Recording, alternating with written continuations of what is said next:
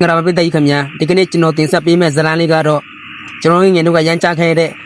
တကယ်ကိုကဘာကျော်မတ်အန်ကွန်ဆာဦးတွေကညိုမှန်းပြီးလှုပ်ဝက်ဆန်းကျလာတဲ့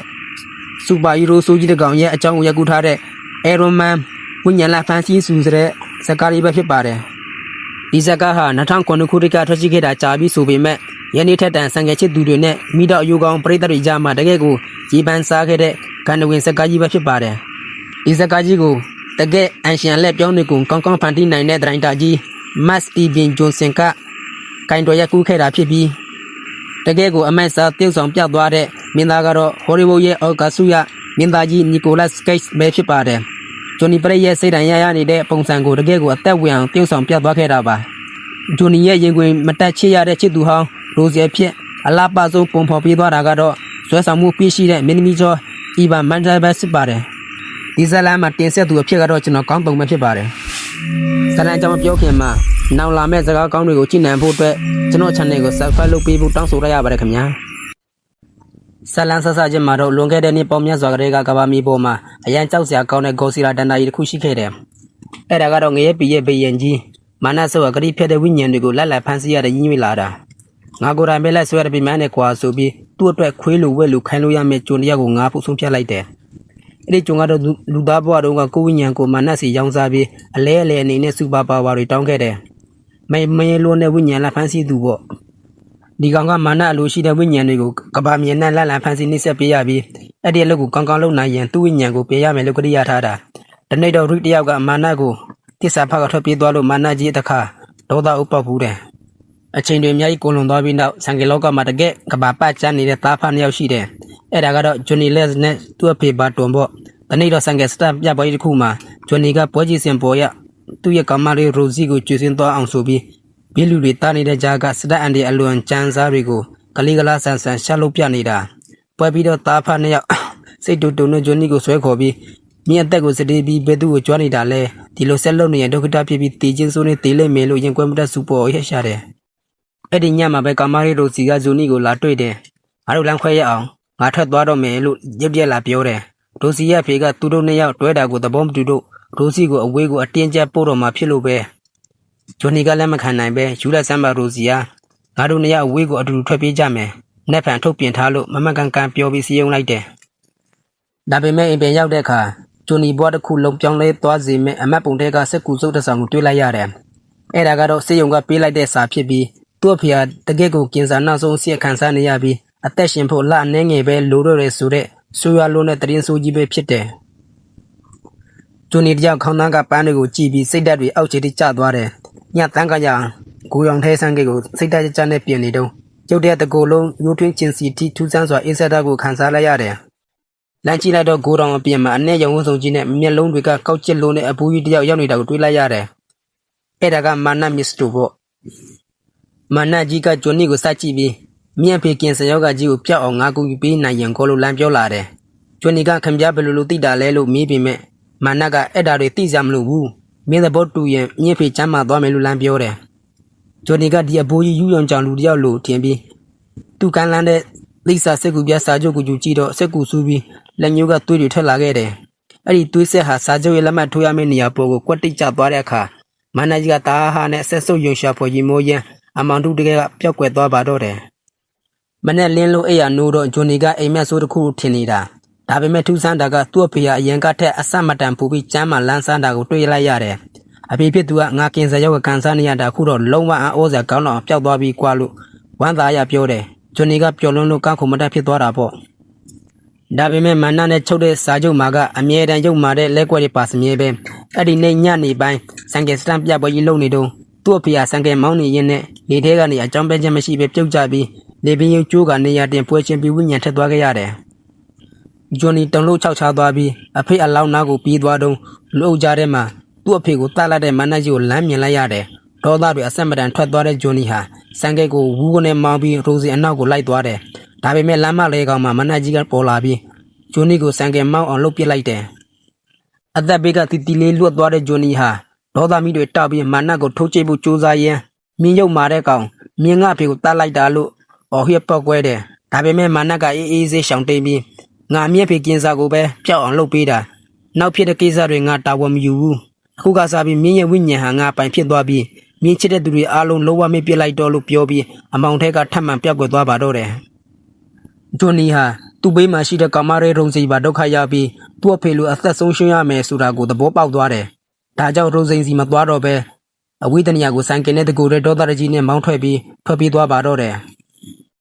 အဖေဆိုပြီးဂျွန်နီတယောက်ထွက်ပြေးသွားခဲ့တာ10စုနှစ်တခုတကယ့်ကိုရှည်လျားလာတဲ့10နှစ်တောင်ရှိခဲ့ပြီးဒီကာလအတွင်းမှာဂျွန်နီဟာအသက်ရှင်ရတာစိတ်ကုန်ပြီးတေချာပေါက်တေးလိမ့်မယ်လို့လူတန်းအောက်ထပ်ကနေအာပေါင်အာရင်နဲ့တန်သားကြတဲ့စတန်တွေကိုတမင်သက်ရွေးလို့ရင်းနဲ့ကဘာကျော်စတန်သမားကြီးဖြစ်လာခဲ့တယ်ဘယ်လောက်ပဲအန်တယ်အများတဲ့စတန်တွေလို့စံကယ်နဲ့လေတဲ့ပေးရချီပြန်တန်းပြီးကြောက်ကြလို့ကောင်းတဲ့စံကယ်နဲ့စောင်းမိရင်တောင်သူကတော့စံကယ်ကောင်းစုအကွဲတွေကိုလွင့်ပစ်ပြီးငါစံကယ်ကောစင်ပြဲလာလို့အေးစေပဲမိပြီးဖုန်ကထနန်ဆွမ်းရှိခဲ့တယ်ဆွေရကွင်းပင်ကပဲသူ့ကိုရှောင်ကွင်းနေတယ်လို့မျိုးဒါမှမဟုတ်အပေါ်ကတယောက်ကသူ့ကိုမိမသေးရဘူးလှုပ်ရှားကြံသေးတယ်ဆိုပြီးအသက်ကိုဆွဲသားသူတို့မျိုးပေါ့ဒီအချိန်မှာပဲတစ်ဖက်မှာမနရဲ့တကယ်လူမိုက်သားဆိုကြီးဗရဟတ်ဆိုတဲ့ကောင်ကဘာမြေပေါ်ကိုရောက်လာခဲ့တယ်ဒီကောင်ကလူမိုက်ပန်ကန်ကန်တွေတင်မြင့်တမန်ကောင်းကင်တမန်တွေပဲလာရဲတဲ့ဘာအဆိုကြီးတစ်ခုတည်းကိုပွတ်စော်နဲ့ခြေလမ်းကြီးကျဝင်သွားတာပေါ့ဝါဝါတို့ဘာသာလူမိုက်ကြီးကသူ့ကိုတာပြီးမြင်လမ်းမဝင်လာတာထင်တဲ့ကောင်လေးဒီထဲမှာတကယ်ကောင်းကင်တမန်တွေပဲဝင်ရတာလို့ဟိဟောက်လိုက်တော့ဗရဟကသူ့ရဲ့တကယ်ပြုံးမှန်ကိုပြလိုက်ပြီးလက်ညှိုးတဲ့ချောင်းတဲ့နဲ့အဲ့ဒီဘာဆောက်ရခန္ဓာကိုယ်တဲကအသက်တဲ့ဝိညာဉ်ကိုဆွဲဆုပ်ပြလိုက်တယ်အဲ့ဒီနောက်ဘာတဲ့ကိုအေးဆေးပဲဝင်သွားပြီးတွေ့တဲ့မြတ်လူမအားလုံးကိုသွေးအိမ်ထဲမှာပုံပြပန်းပြတေဆုံးသွားအောင်ရဲရဲဆက်ဆက်ချိန်ပုံတပ်ဖြတ်ပြလိုက်တယ်ဒီလိုနဲ့တပါးလုံးကိုတပ်ဖြတ်ပြီးတွေးချင်းချင်းနီနေတဲ့ပဝင်းကျင်ကိုကြည့်ပြီးဗရဟကသူ့ရဲ့တပည့်ငရဲသားနဲ့ဆိုး၃ကောင်ကိုညီရီလေနတ်ဆိုးများကိုဆင့်ခေါ်လိုက်တယ်တပည့်တွေကတခင်လေးဘာဖြစ်လို့ဒီကိုလာတယ်လဲလို့မေးတဲ့အခါဗရဟကငါတို့စာချုပ်ကိုရှာရမယ်အဲ့ဒီဝိညာဉ်တစ်ထောင်စာချုပ်ကိုရရင်ငါတို့ကဘာမြေကြီးကိုမြုပ်လိုက်ငရဲအဖြစ်ပြောင်းလဲပစ်ပြီးအုပ်ချုပ်လို့ရပြီလို့ယုံမာတဲ့ရွယ်ချက်ကိုဖွပြောလိုက်တယ်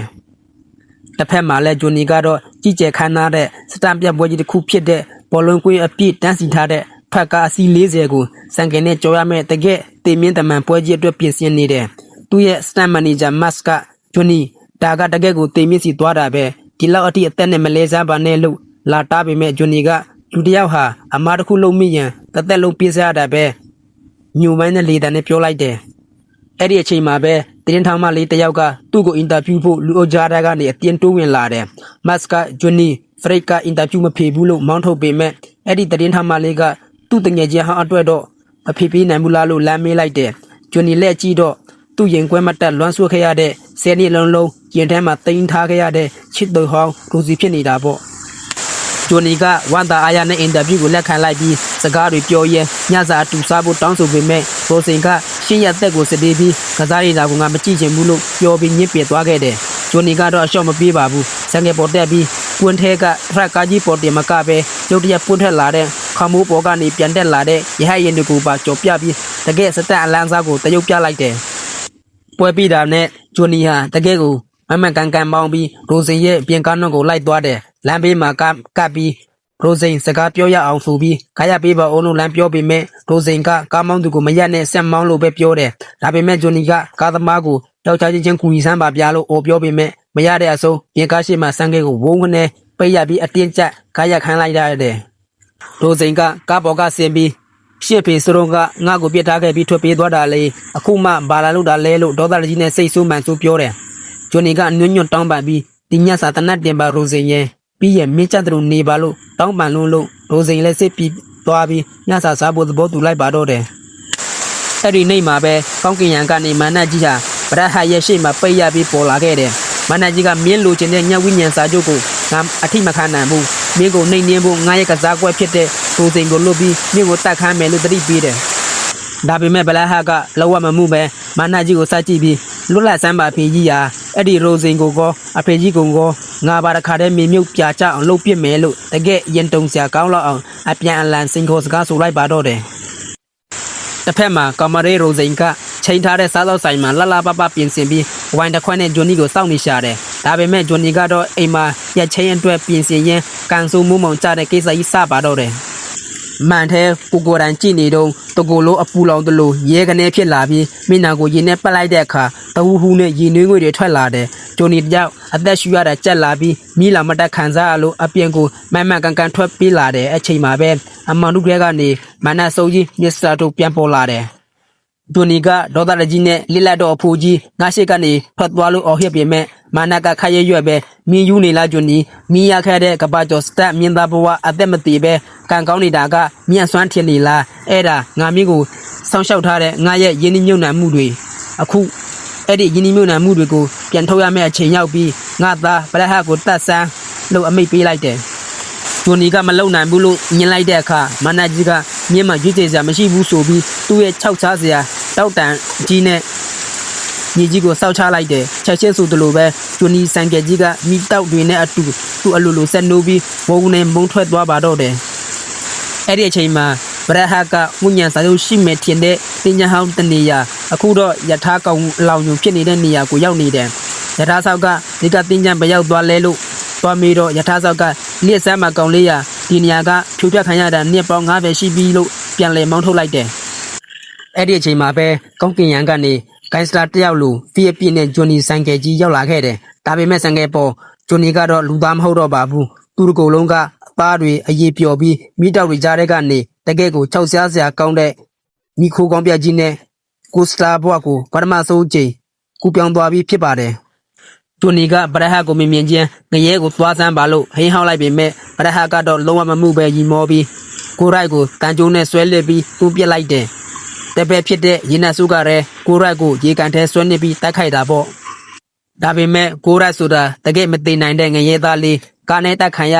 တန်ကျိုးနဲ့အပတ်ခံရဘာမှမဖြစ်ပဲချက်ချင်းပြန်ထလာနိုင်ခဲ့တယ်ပြီးတော့တကယ်ကိုကြမ်းတမ်းလာတဲ့အစီအစဉ်စပါတော့တယ်ကိုရိုက်ကသူ့ရဲ့တန်ကျိုးကြီးကိုမိတောက်တွေကူးတက်စေပြီးရေနတ်စုကိုတန်ကျိုးနဲ့ရက်ပတ်ကတနာပါအောင်လို့တောင်းပန်တဲ့ဂျားတဲ့ကနေကစီမှာတနာညတာမှုဆိုတာပြက်လာသွားပြီးလို့အော်ဟစ်ပြီး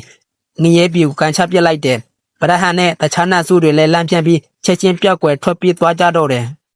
တိုက်ပွဲပြီးမှကိုရက်ဟာသူ့ရဲ့ဆိုင်ကယ်ကိုလည်းမိတောက်တွေအယူကောင်းတွေနဲ့တကယ်ငရဲဆိုင်ကယ်ကြီးအဖြစ်ပြောင်းလဲသွားပြီးမြို့ထဲမှာမိုင်ကန်မောင်းထွက်ခဲ့တယ်တစ်ဖက်မှာကောင်မလေးဒုံစိန်ကတော့စားတိုက်ဆိုင်မှာဝန်တွေဆက်တက်တော့ပြီးစောင့်နေတုံးပဲပေါ့ကိုရိုက်ကတော့လမ်းမပေါ်ကလူဆိုးတွေကိုတန်းခတ်ဖို့မောင်းနေရင်လမ်းကြားတစ်ခုထဲမှာကောင်မလေးတယောက်ကဓာတ်မြတ်တိုက်ရနဲ့နေတဲ့လူဆိုးတစ်ကောင်တွေ့လိုက်ရတယ်။ကိုရိုက်ကကောင်မလေးကိုဘေးဖယ်ခိုင်းပြီးအဲ့ဒီလူဆိုးကိုလေပြင်းကနေဆွဲမကလေထဲမြောက်လိုက်တယ်။ပြီးတော့လူဆိုးတွေရဲ့မျက်နှာကိုသူ့ရဲ့မျက်လုံးတွေနဲ့စိုက်ကြည့်ပြီးနောင်တမျက်လုံးပါကိုသုံးလိုက်တယ်။ငါမျက်လုံးကိုတေချာစိုက်ကြည့်စမ်းမြင်လုံးခဲ့တဲ့အပြစ်မဲ့သူတွေရဲ့နာကျင်မှုအလုံးကိုမြင်ပြန်ခံစားစမ်းလို့ဟိဟောင်းလိုက်တဲ့အခါအဲ့ဒီလူဆိုးဟာသူ့ရဲ့အပေါ်လှုပ်ခဲ့တဲ့မြတ်ဒူးဆက်အားလုံးကိုထိတ်တဲ့ကနေပြန်နေခံစားရပြီးခန္ဓာကိုယ်အတွင်းအပိုင်းကနေတဟူးဟူးနဲ့မီးလောင်ပြောက်ကြကဝိညာဉ်ပါငရဲကိုတန်တန်မမတ်ရောက်သွားပါတော့တယ်။မတရားသူတွေကိုတန်ခတ်ပြီးတဲ့နောက်အရင်ကုန်ခွန်းသားတဲ့ကိုရိုက်ဟာတင်ကြံကိုတစ်ခုထဲမှာမောင်းဝင်သွားပြီးသူ့ဖေရဲ့ကူဘေးမှာတင်လဲကြကနာကျင်စွာအော်ဟစ်အောက်အန်ရန်လဲကျသွားတယ်။မနက်ခင်းရဲ့ပထမဆုံးနေအောင်ချီဖြာချလာတဲ့အချိန်မှာပဲသူ့ရဲ့မိခိုးကောင်းပြက်ကြီးဘဝကနေတမန်လူသားဂျွန်နီဘရိတ်ဘဝကိုပြန်လဲရောက်ရှိသွားခဲ့တယ်။ဂျွန်နီလိုလာတဲ့အခါတင်ချန်စာဖိုးကြီးရဲ့အိမ်လေးထဲကိုရောက်နေပြီးသူ့ရှိမှအသင်ချပေးထားတဲ့ရွှေနွေးအိုးနဲ့ခွဲ9ခွဲကိုအငမ်းမရတောက်ချလိုက်တယ်ပြီးတော့ခေါင်းတွေအရန်ကိုက်တယ်ငါဒီလောက်မူးအောင်မတောက်တာကြာပြီဗျာလို့ရွှေပြေးစကားပြောတော့အဖိုးကြီးကခမ်းမပြုံးနဲ့နဲ့ဖန်ကြရင်မင်းငါကိုထပ်တွေ့ရအောင်မှာပါလို့ဆိုလိုက်တယ်ဂျွန်နီကပါကိုဆိုလိုတာလဲလို့မေးတော့အဖိုးကြီးကမနှင်းညကဖြစ်ခဲ့တာတွေကအိမ်မြတ်မဟုတ်ဘူးကွာအကုန်အစ်စ်မှန်တွေဒီနေ့ညနေဝင်တာနဲ့အဲ့ဒီငရဲမီးတောက်ကြီးကထပ်ပြီးထွက်လာအောင်မှာပဲလို့ပြောလိုက်တယ်ဂျွန်နီကစိတ်ပြက်လက်ပြက်နဲ့အရင်တစ်ခေါက်ကလည်းသူစိမ့်တယောက်ကိုယုံပြီးအကူညီယူမိလို့ငါဘွားပြတ်ခဲ့ရပြီးလို့ပြောပြီးဆန်ကယ်ကိုမောင်းထွက်ဖို့ပြင်မဲ့အဖိုးကြီးကဂျွန်နီရဲ့တန်ရာတွေကိုဆဲထည့်ပြီးရင်တကယ်အယုတ်ထုတ်ကြီးကိုစတင်ရှင်းပြပါတော့တယ်တင်ချန်စာဖိုးကြီးကဂျွန်နီရဲ့တန်ရာတွေကိုဆဲထည့်ပြီးရင်တကယ်ရိုရာရဲ့ဘဝအလို့အကြောင်းကိုရှင်းပြနေတာပေါ့မင်းဟာအခုမာနရဲ့အကျွေးသမားညပြဆိုလူပီကငရဲသားတွေကိုလိုက်ရမယ်ဂျွန်နီကမနေ့ညငါလူဆိုးတကောင်ကိုမျက်လုံးနဲ့စိုက်ကြည့်ပြီးအထဲကနေဦးလိုက်သေးလိုက်လောင်ချမ်းပြကြတော့တိုက်ခဲ့တယ်ပြန်လို့ပြန်ပြောတယ်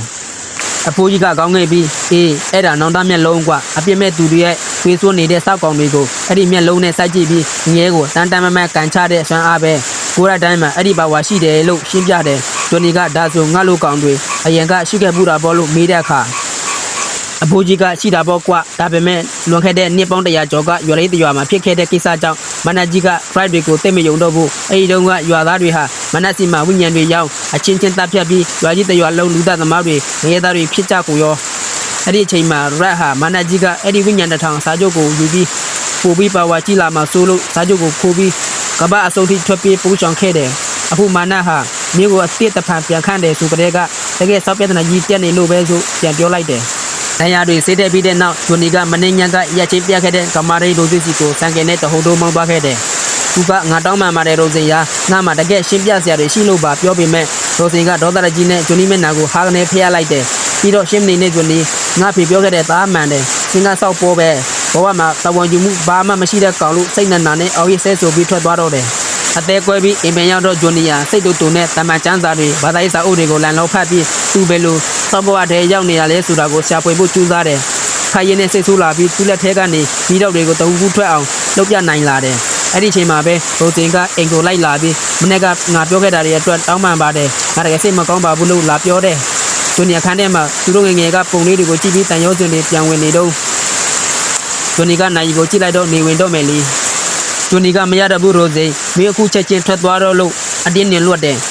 ရိုစီကရှင်ပါရီဖြစ်နေတယ်လို့မိတဲ့အခါဂျွန်နီကရိုစီရဲ့ပကုန်းတစ်ဖက်ကိုကန်ပြီးငါဝိညာဉ်ကိုမာနစီရောင်းစားလိုက်ပြီးရိုစီလို့ပေါ်ပြောလိုက်တယ်ရိုစီကရှင်ယူနေတာလားငါကိုဒီလိုအပေါ်သားစင်ကျင်နေလာမနေနဲ့လို့ပြောပြီးစိတ်ပြက်လက်ပြက်နဲ့ကားမောင်းပြီးထွက်သွားပါတော့တယ်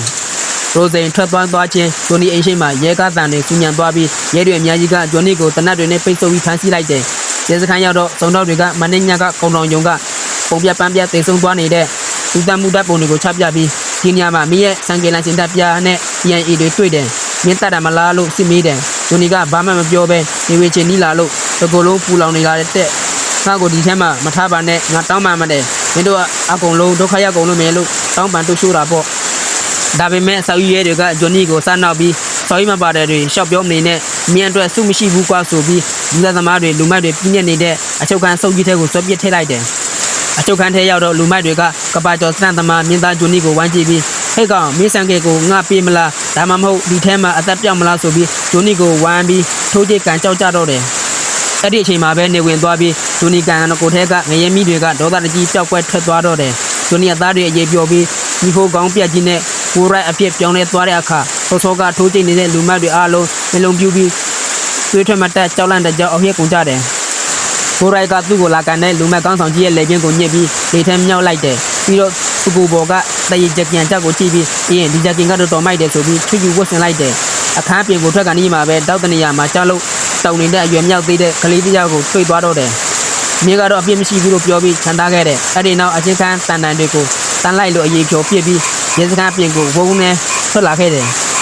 ရဲစခန်းပြင်မှာရဲတွေကရဲကားတွေကိုလက်လံပစ်ခတ်ပြီးလက်ဖမ်းပေမဲ့ကိုရိုက်ကတော့တဝူးဖူးတောက်လောင်နေတဲ့စံငယ်ကြီးနဲ့ရေပေါ်ကိုဖျက်မောင်းပြီးရဲတွေကိုစပရက်တက်လိုက်သေးတယ်ရဲတွေကလုံးဝလည်းမလျှော့ပြဆက်လိုက်လာတဲ့အခါကိုရိုက်ကမမန်ကန်နဲ့စံငယ်ကိုတိုက်မြစ်ကြီးရဲ့နိုင်ငံတန်းတောင်လိုက်ဝုန်းခွနဲ့မောင်းတက်သွားပြီး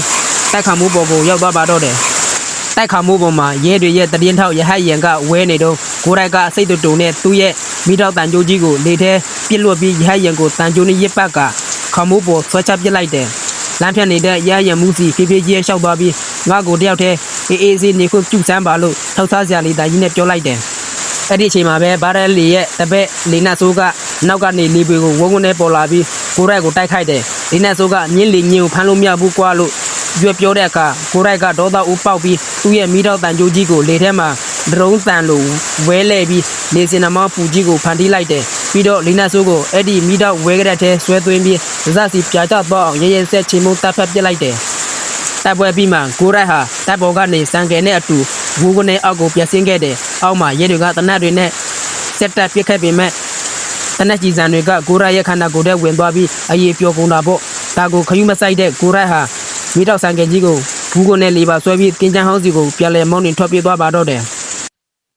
မနေ့ကရောက်တော့ရဲတွေရန်ကနေလွတ်လာတဲ့ဂျွန်နီဟာတင်းချမ်းကိုပြန်ရောက်လာပြီးအဖိုးကြီးကာတာစရိတ်ကိုရှာတယ်ဂျွန်နီကအခုတော့တကပါလုံးငါအကြောင်းတတိတွေနဲ့ပွားထားနေပြီးပြလို့စိတ်ပြက်လက်ပြက်ပြောတာပေါ့အဖိုးကြီးကဂျွန်နီကိုတင်းချမ်းကူခုဆွဲခေါ်သွားပြီးအဲ့ဒီကူကအခြားလူမဟုတ်ဘူးလွန်ခဲ့တဲ့နှစ်ပေါင်း100ကျော်ကမာနရန်ကိုတစ္ဆာဖောက်ပြီးစာချုပ်ကိုခိုးပေးခဲ့တဲ့နမိတ်ကျော် right ဟောင်းကာတာစလိတ်ကူဖြစ်ကြောင်းပြောပြတယ်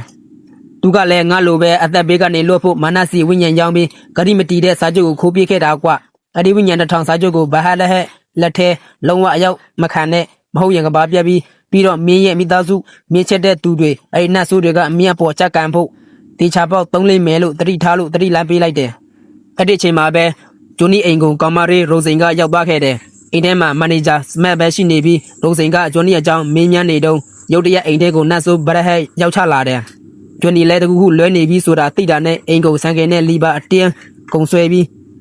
ပြန်မောင်းလာခဲ့ပြင်မဲ့နောက်ကျသွားခဲ့တယ်အိမ်ထဲပေးဝင်သွားတဲ့အခါသူ့ရဲ့မန်နေဂျာစမတ်ဟာသွေးအိမ်ထဲပုံပြပန်းပြသေဆုံးနေပြီးရိုဇင်ကတော့ကြောက်လန့်နေကြတုံရီပြီးတောက်တနေရာမှာကုတ်ကုတ်လေးရှိနေတာကိုတွေ့လိုက်ရတယ်ဂျိုနီလည်းကြည့်လိုက်တော့ဗလက်ဟကသူ့ရှိမှမတ်တရနေပြီးဂျိုနီကဒေါသရကြီးနဲ့မျက်လုံးချင်းစုံနောင်တမျက်လုံးနဲ့တတ်ဖို့ကြိုးစားပေမဲ့ဗလက်ဟကတာဟာကြီးပြီးစောက်ယူလေးမင်းရဲ့နောင်တမျက်လုံးကငါ့ပေါ်အလုံးမလုပ်ဘူးကွာငါမှလောင်ကျွမ်းစရာဝိညာဉ်မှမရှိတာလို့ပြောပြီးဂျိုနီကိုနိုင်ရန်တွေနဲ့စောက်အယိုးတွေကျိုးအောင်ခွေးဆွဲပြီးတပ်ပြမတ်တနှိမ့်ဆက်တော့တယ်ဗလက်ဟကမြေရိုစိန်ကိုအသက်ရှင်လက်ပြန်လို့ရှိရန်တင်ကျန်းသောစီကဝိညာဉ်ဖာကျုပ်ကိုပြန်ယူခဲ့ပြီးရန်ငါစီလာခဲ့လို့အချက်ကင်ပြီးရိုစိန်ကိုဖမ်းခေါ်သွားပါတော့တယ်ဂျိုနီယာတင်ကျန်းကိုဖုံခါပြီးပြန်ပြေးသွားပြီးအဖိုးကြီးကိုစားချုပ်ပင်မှလည်းခမရမပေးရဲ့ဒီတင်ကျန်းတစ်ခုလုံးကိုငါကိုပြားနဲ့အကုန်တူးဆွပြစ်မယ်လို့ဒေါ်လာကြီးနဲ့အော်ဟစ်တယ်အဖိုးကြီးကတပ်ပြင်းချပြီးစားချုပ်ကမိကြီးတန်းမှာမဟုတ်ဘူးကွာဆိုပြီးသူကင်ထားတဲ့ကိုပြားရုပ်ကိုဝုန်းဝန်းနဲ့ရိုက်ချိုးလိုက်တဲ့အခါထူးဆန်းတဲ့အလင်းသားတွေနဲ့အတူဝိညာဉ်စားချုပ်ထွက်လာခဲ့တယ်အဖိုးကြီးကစားချုပ်ကိုဂျွန်နီလက်ထဲထည့်ပေးရင်ငါမင်းကိုဘာလို့ယုံရမလဲသိလားဂျွန်နီမင်းကကဘာကြီးကိုပြောင်းလဲနိုင်တဲ့စူပါပါဝါကိုရထားပေမဲ့အတအတွက်မသုံးပဲသူတစ်ပါးအတွက်ပဲသုံးခဲ့တယ်တကယ်အရာကြကောင်းမလို့ပဲလို့ပြောတယ်ပြီးတော့ကဲစားလိုက်ကြရအောင်လို့ပြောပြီးအဖိုးကြီးကိုယ်တိုင်မိတော့အယူကောင်းကြီးကိုရက်အဖြစ်ပြောင်းလဲကသူ့ရဲ့မိတော့မြင်းကြီးကိုဆင့်ခေါ်လိုက်တယ်ဂျွန်နီကမိတော့ဆန်ကဲကာတာစရစ်ကမိတော့မြင်းကြီးနဲ့စံပန်ကန်စာရွက်ပြက်ကြီးစီတကယ်ကိုအမိုက်စာနောက်ဆုံးကြီးစံဖြက်ဖုံတလူလူနဲ့တန်းတန်းမောင်းနေသွားကြတာပေါ့ကြွာနာရတော့အဖိုးကြီးကာတာစလိတ်ကဂျွန်နီကိုတနတ်တစ်ပြောင်းပစ်ပေးပြီးငါရဲ့ဆွမ်းအားကဒီလောက်ပဲငါရဲ့နောက်ဆုံးဆွမ်းအားကိုဒီနေ့အတွက်ငါတင်ထားခဲ့တာအခုတော့ငါတာဝန်ပြီ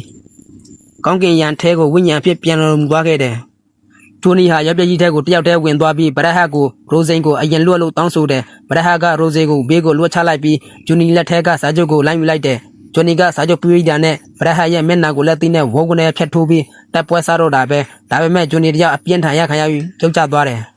ဗရက်ဟတ်ကစာချုပ်ထဲကစင်စာတွေကိုအော်ဟစ်ရုပ်ဆိုပြီးရပ်ပြကြီးထဲကမကောင်းဆိုးဝဝိညာဉ်ပေါင်းတစ်ထောင်ကိုသူ့ခန္ဓာကိုယ်ထဲတရအထက်ဆွဲဆုပ်ပြစ်လိုက်တယ်အဲ့ဒီနောက်ဗရက်ဟတ်ကတကယ်ကိုထွားချမ်းပြီးကြောက်စရာကောင်းတဲ့နတ်ဆိုးကြီးလီချိုယွန်အဖြစ်ပြောင်းလဲသွားပြီးဂျွန်နီကိုလေပြင်းညက်ကတတ်ဖို့လှုပ်တာပေါ့အဲ့ဒီအချိန်မှာရိုစင်ကအောက်ကနေဂျွန်နီရဲ့တနတ်ကြီးနဲ့ဗရက်ဟတ်ရဲ့ခေါင်းကိုဝိုးကနေပြစ်ခွဲလိုက်လို့ဗရက်ဟတ်ခေါင်းသားစီလွန်ထုတ်သွားပြီးမဲ့နတ်ဆိုးကချက်ချင်းခန္ဓာကိုပြန်ဆက်သွားပြီးငါ့ကိုတတ်လို့မရဘူးငါမှဝိညာဉ်ပေါင်းတစ်ထောင်ရှိတယ်လို့ဒါဟာနဲ့ကြုံဝါပြန်တယ်အဲ့ဒီအချိန်မှာဂျွန်နီခေါင်းထဲညံပွင့်သွားပြီးအေးဟုတ်ပြီမြင်းမှာအရင်ကဝိညာဉ်မရှိလို့ငါပါဝါမတိုးတာအခုတော့မျက်စိမှာအပြည့်ရှိတဲ့ဝိညာဉ်ပေါင်းတစ်ထောင်ရှိနေပြီလို့တွေးပြီးဂျွန်နီကဗရက်ဟတ်ကိုအားကုန်သုံးပြီးဆွဲချုပ်လိုက်တယ်ပြီးတော့သူ့ရဲ့မိတော်မျက်လုံးတွေနဲ့ဗလက်ဟတ်ကိုအနီးကစိုက်ကြည့်ပြီးငါမျက်လုံးကိုတေချာစိုက်ကြည့်စမ်းစောက်ကောင်မျက်စိမှာလောင်ကျွမ်းစရာဝိညာဉ်ပေါင်းတစ်ထောင်ရှိနေပြီလို့ဟောရက်ကတတိယမျက်လုံးကိုသုံးလိုက်တယ်ဗလက်ဟတ်ရဲ့ခန္ဓာကိုယ်ထဲကဝိညာဉ်တစ်ထောင်လုံးရဲ့နာကျင်မှုတွေညင်ပန်းနှိမ့်ဆက်မှုတွေအပြစ်တရားတွေအားလုံးတပည့်နဲ့တည်းဝူလိုက်တဲလိုက်နဲ့တဝူဟူပောက်ကွယ်ထွက်လာခဲ့တယ်ဗလက်ဟတ်တယောက်အော်ရငိုယိုရင်းနဲ့နေရာတင်ပြချပျက်စီးပါတော့တယ်တိုက်ပွဲပြီးမှမာနဆုံးကြီးမစ္စတာတူကပြပုံထဲကနေရုတ်တရက်ထွက်လာပြီးခါချူချူလေးတန်နဲ့ဂျွန်နီမြင့်တော်ကျန်းတာပဲငါဂရိတမင်းရဲ့ကြွေးကိုလျှော်ပေးမယ်မင်းရဲ့ကိုရက်ပါဝါကိုငါပြန်ယူပြီးမြင်းကိုတာမန်လူသားပေါ်ပြန်ပေးမယ်ကဘာပေါ်မှာတော့ငါစီဝိညာဉ်ကြောင်းမဲ့ဆောက်ယူတဲ့အများကြီးရှိပါသေးတယ်လို့လမ်းပြောလိုက်တယ်ဒါပေမဲ့ဂျွန်နီကမနတ်ကြီးကိုဆက်ဆုပ်ယွန်ဆွာစာနဲ့စိုက်ကြည့်ပြီးရဲလက်တော့ဖေကြီးရာမျက်လုံးကလွဲသွားပြီးငါမင်းရဲ့စီခမ်းရာလုံမဲ့ခွေးမဟုတ်တော့ဘူးငါဟာကရက်စားချီတဲ့ဝိညာဉ်တတိယမျက်လုံးပဲကဘာပေါ်မှာအပြစ်မဲ့တဲ့သူတွေကိုဒုက္ခပေးတဲ့ဘယ်ဆောက်ကောင်းမဆိုငါကဒီငရဲမီးနဲ့လိုက်လံချင်မှုပြကြစေရမယ်မြင်းပါအပါဝင်ပဲလို့တကယ်ကိုယောက်ျားပြီးစိန်ခေါ်မောင်းထုတ်လိုက်တယ်မနတ်ကြီးကလည်းဒေါသတကြီးနဲ့မြင်းငါကိုပြန်ပေးစရမယ်လို့ကြုံဝါပြီးငဲပြီးကိုပြန်ဆင်းသွားခဲ့တယ်ဂျွန်နီဟာရိုစိန်ကိုသူတို့ရဲ့အမတ်တရတန်ကိုလေးပေါ်ခေါ်သွားပြီးနှွေးထွေးသွားနှမ်းရှုပ်လိုက်တယ်ပြီးတော့ငါမင်းနဲ့အတူရှိရင်ပင်ပဲဒါဟာငါရဲ့ကံကြမ္မာဖြစ်သွားပြီးရိုစိန်လို့ပြောပြီးသူ့ဖေပြောခဲ့ဘူးတဲ့ကိုလန်းကိုရွေးချယ်ရန်သူများကမြင်းလန်းကိုရွေးချယ်ပေးလိမ့်မယ်ဆိုတဲ့စကားအတိုင်းကဘာမီဘောကမတရားသူတွေငရဲမီးနဲ့ပြက်ရှင်းဖို့သူ့ရဲ့မိတော်ဆိုင်ကကြီးကိုမောင်းနေရန်ဆလန်ကတင်မတရပြီးဆုံးသွားပါတော့တယ်ခင်ဗျာနတ်ဆိုပရာဟာ အပြစ်မဲ့သူတွေရဲ့ဝိညာဉ်ပေါင်းတစ်ထောင်ကိုဆွတ်ယူပြီးအင်အားကြီးလီချီယွန်အပြစ်ပြောင်းလဲကဂျွန်နီကိုစိန်ခေါ်ခဲ့တယ်ဒါပေမဲ့ထူးဆန်းတာကအဲ့ဒီဝိညာဉ်တစ်ထောင်ကိုသူဆွတ်ယူလိုက်ခြင်းကပဲသူ့ကိုတည်တွင်းထဲပုတ်လိုက်သူလိုဖြစ်သွားခဲ့တယ်ဂျွန်နီရဲ့သားသမျှလုံးနဲ့တွေ့တဲ့အခါအဲ့ဒီဝိညာဉ်တစ်ထောင်ရဲ့အပြစ်တရားတွေကပရဟတ်ကိုပြတ်ကျတော့အောင်ပြန်လဲမှုလေစေခဲ့တယ်သူတစ်ပါးကိုနှိပ်စက်ပြီးကိုကောင်းစားဖို့ကြိုးစားရင်အဲ့ဒီအကုသိုလ်ကကိုကိုပြန်တတ်လိုက်မယ်ဆိုတဲ့သင်ခန်းစာပါပဲကိုလုပ်ခဲ့တဲ့မကောင်းမှုတွေကဘယ်လောက်ပဲဖုံးကွယ်ထားတာကိုမှဘယ်လောက်ပဲအာနာပါဝါရှိတရင်နှိမ်မှာကိုစီအစာပေါင်းများတာနဲ့ပြန်လဲတက်ရောက်လာတတ်တဲ့သဘောတရားပါပဲဒီဇလန်ကိုစနေတဲ့ဆိုရင်တော့လိုက်တစ်ချက်ကွန်မန့်ကြောင်းရေးပေးဖို့တောင်းဆိုလိုက်ရပါတယ်နောက်လာမယ့်ဇာတ်ကောင်းတွေကိုကြည့်နိုင်ဖို့အတွက် subscribe လုပ်ပြီးဘေးနားကခေါင်းလုံးကိုနှိပ်ထားပေးဖို့တောင်းဆိုလိုက်ရပါတယ်